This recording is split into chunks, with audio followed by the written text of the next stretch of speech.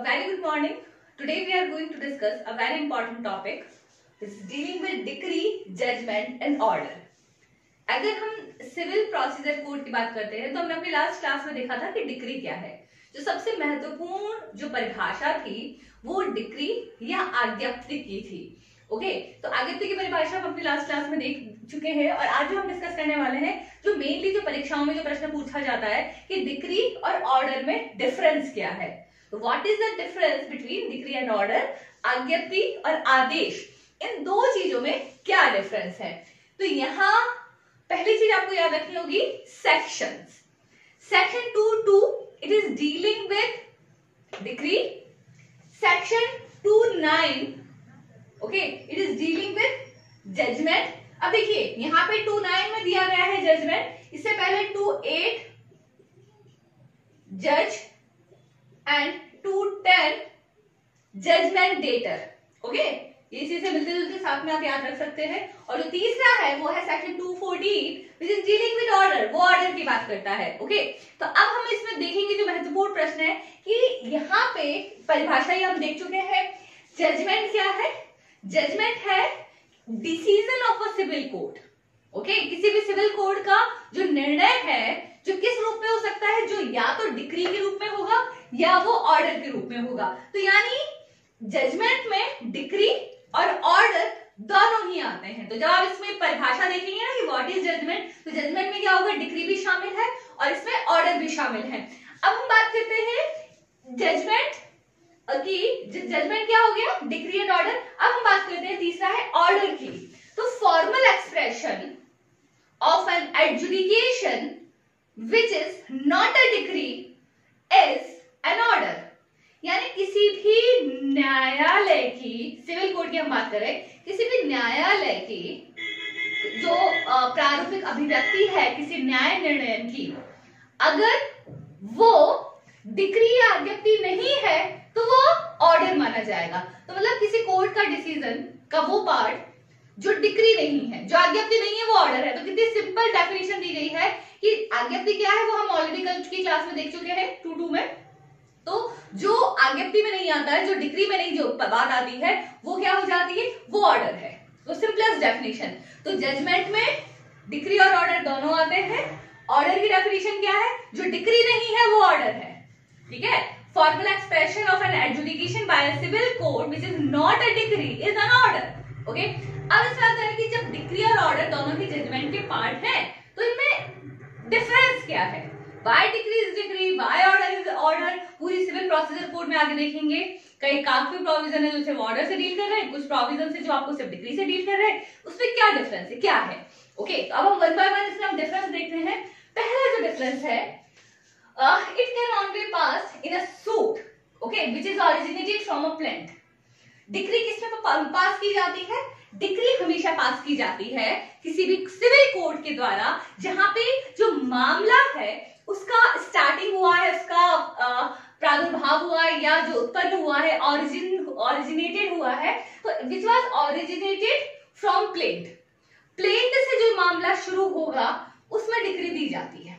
Okay, तो decree का हमेशा क्या होगा, जो सोर्स क्या होगा, डिक्री का सोर्स हमेशा प्लेंट होगा। अगर आपने कोर्ट में प्लेंट फाइल किया है तो कोर्ट डिक्री देगा, या जहां कोर्ट ने डिक्री दी है इसका मतलब किसी व्यक्ति ने प्लेंट फाइल किया था, that person is plaintiff. Second, यहाँ पे जब ऑर्डर की बात कर रहे हैं कि it can be passed in a suit. Okay, ये भी किसी बात में ऑर्डर दिया जा सकता है and which is originated by plaint और बाय एप्लीकेशन और बाय पिटिशन। तो यहाँ पे आपका प्लेंट भी हो सकता है, ऑर्डर जब दिया जा रहा है, वो आपकी एप्लीकेशन भी हो सकती है और वो आपकी पिटिशन भी हो सकती है। तो अगर किसी मामले में पिटिशन दाखिल की गई है कोर्ट में तो क्या हो सकता है, वो हो सकता है आपका ऑर्डर। ठीक है ना, तो ऑर्डर जिस मामले में दिया गया, ऑर्डर हर मामले में दिया जा सकता है, मतलब प्लेंट वाले मामले में भी दिया जा सकता है, एप्लीकेशन में भी दिया जा सकता है या पिटिशन में भी दिया जा सकता है। Second difference, it contains conclusive determination of a right और राइट्स। ओके, ये किसी एक अधिकार का या अधिकारों का फाइनल यानी कंप्लीटली उसको डिटरमाइन कर रहा है। ठीक है, निर्धारण हो रहा है किसका, पक्षकारों के अधिकारों का, या जिस व्यक्ति ने राइट केस फाइल किया है उसके अधिकारों का क्या हो रहा है, पूरी तरीके से कोर्ट के द्वारा उसे कंक्लूसिवली डिटरमिन किया जा रहा है, निर्धारित किया जा रहा है, अधिकारों के बारे में को निर्धारित किया जा रहा है कोर्ट के द्वारा, किसी पक्षकार के अधिकार को। यहाँ पे हो सकता है ये किसी व्यक्ति के किसी अधिकार से जुड़ा हुआ हो या अधिकार से जुड़ा हुआ ना हो, ठीक है ना। तो अब सपोज कॉस्ट का, किसी मामले में कॉस्ट का ऑर्डर किया गया है कि भाई दोनों तरफ का खर्चा ये एक्स पार्टी देगी, ठीक है। तो अब यहाँ पे क्या कॉस्ट का है, तो ये क्या, it is not a right, generally it is not, it is just an order, ठीक है, जो केवल किसकी बात कर रहा है, केवल कॉस्ट की बात कर रहा है। तो ये इसमें थोड़ा सा डिफरेंस है। तीसरा है, हमने कल देखा था कि जब हम कल की क्लास में हमने क्या देखा था, तो डिक्री है वो क्या है, फॉर्मल एक्सप्रेशन ऑफ एडजुडिकेशन है, जो पक्षकारों के अधिकारों को निर्धारित करती है। यहाँ पे हमने देखा, और उसके बाद हमने देखा था कितने प्रकार की हो सकती है, कई प्रकार की है।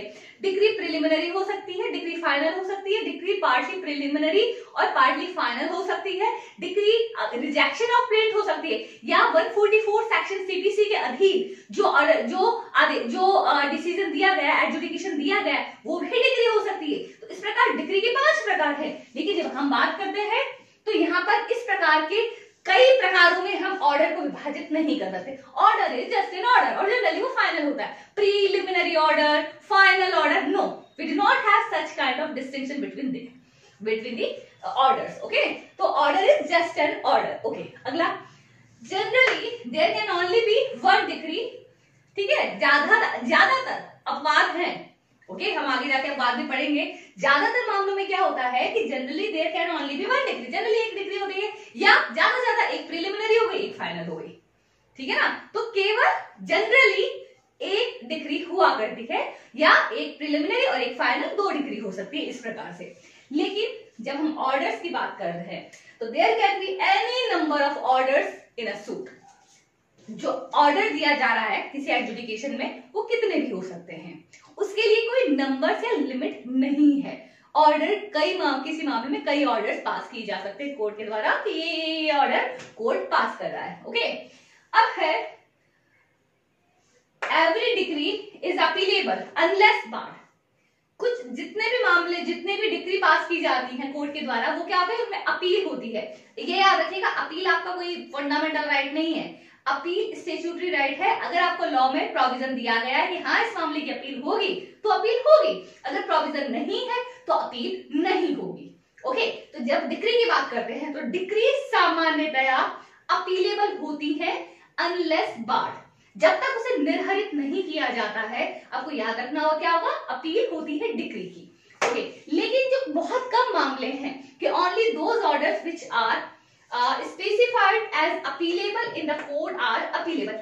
केवल कुछ मामले हैं, हम पढ़ेंगे कौन कौन से ऑर्डर्स हैं जिनकी अपील होती है। There is a list of orders, ठीक है, हम उसे अलग से क्लास में लिखेंगे कि कौन कौन से मामले हैं जिनकी अपील होती है। तो हर ऑर्डर की अपील होगी, ऐसी कोई व्यवस्था सिविल प्रोसीजर कोड में नहीं दी गई है, ये चीज आपको याद रखनी है, ओके। तो हर मामले की अपील हो सकती है डिक्री में, डिक्री ज्यादातर अपीलेबल है।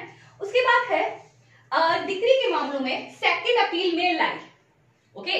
डिक्री में क्या हो सकता है, सेकंड अपील पॉसिबल है, डिक्री में सेकंड अपील हो सकती है, ठीक है। कहां होगी, हाई कोर्ट में होगी। जब सेकंड अपील हो रही है तो वो हमेशा हाई कोर्ट में होगी। और जब हम बात करें there is no second appeal order में एक बार ही अपील करने का प्रोविजन है, लेकिन वो भी कुछ आदेशों में दिया गया है।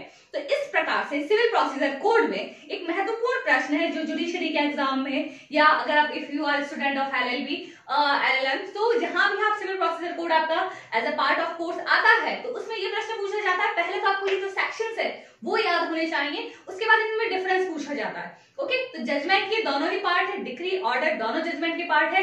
डिक्री की डेफिनेशन ऑलरेडी देख चुके हैं, जजमेंट की डेफिनेशन में दोनों आ जाते हैं। ऑर्डर की डेफिनेशन जो डिक्री नहीं है वो एडजुडिकेशन का पार्ट आदेशों में या ऑर्डर में आएगा, और these are the difference between decree and order. अगली क्लास में हम आगे की परिभाषाओं के साथ मिलते हैं। बने रहिए, सफलता चैनल पर हमारे साथ सब्सक्राइब कीजिए मेरा channel. Thank you so much.